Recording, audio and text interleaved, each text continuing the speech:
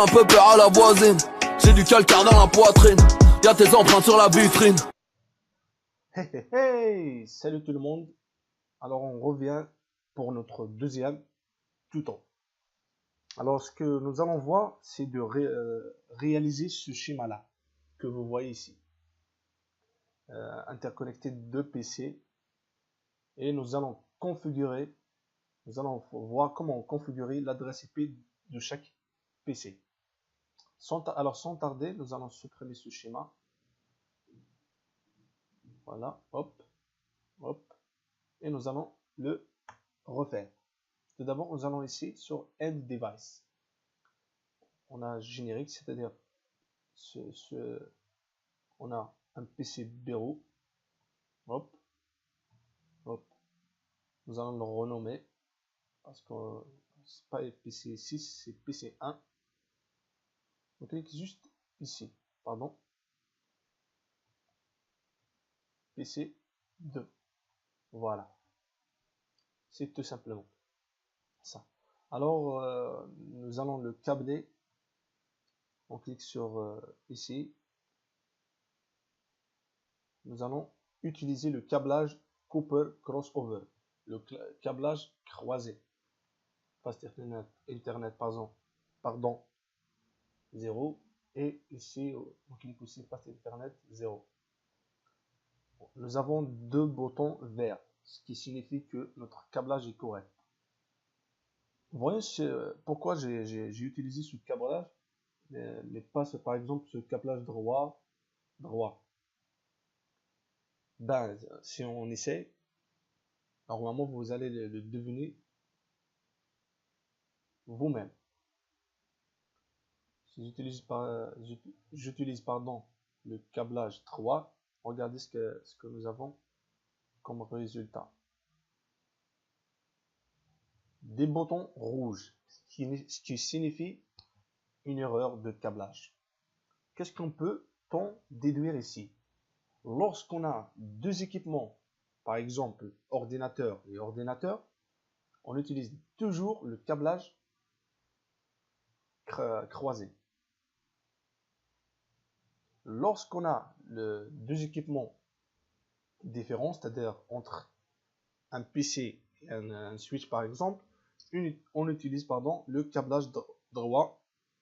Voilà. Donc nous allons supprimer celui-là.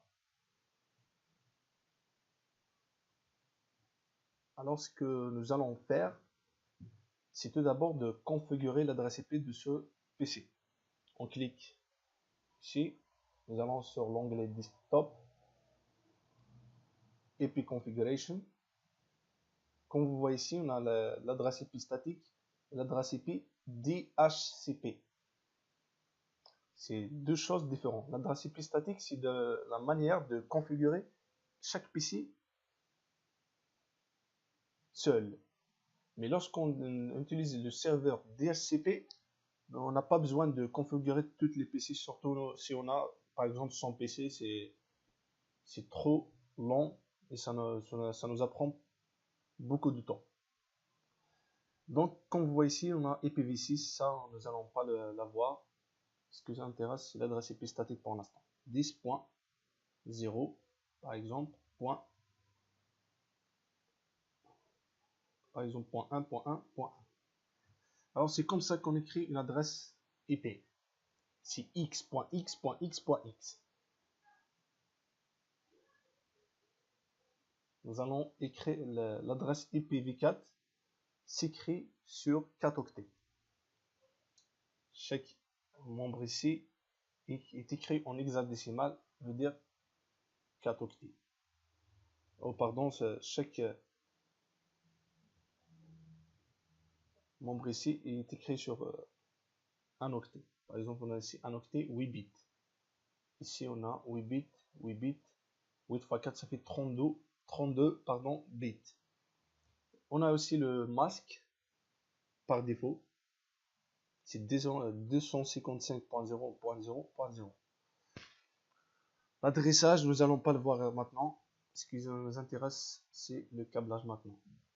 Et la configuration.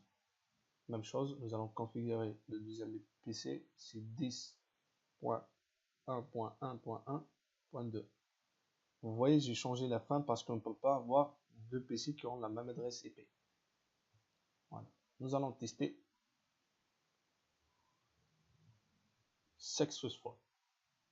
Donc le câblage est juste. On a une autre méthode de test, c'est le commande prompt. On tape juste ping et l'adresse IP de deuxième PC. Parce que je suis dans le PC 1, je veux connecter avec le PC 2. Donc 10.1.1.2. Nous allons voir le résultat. On a 440, lost égale 0, 0% lose, donc c'est correct. Lorsqu'on a ici par exemple 100% lose, c'est-à-dire c'est faux. Tout simplement pour ce deuxième tuto. J'espère que vous avez compris. On se voit dans la prochaine vidéo.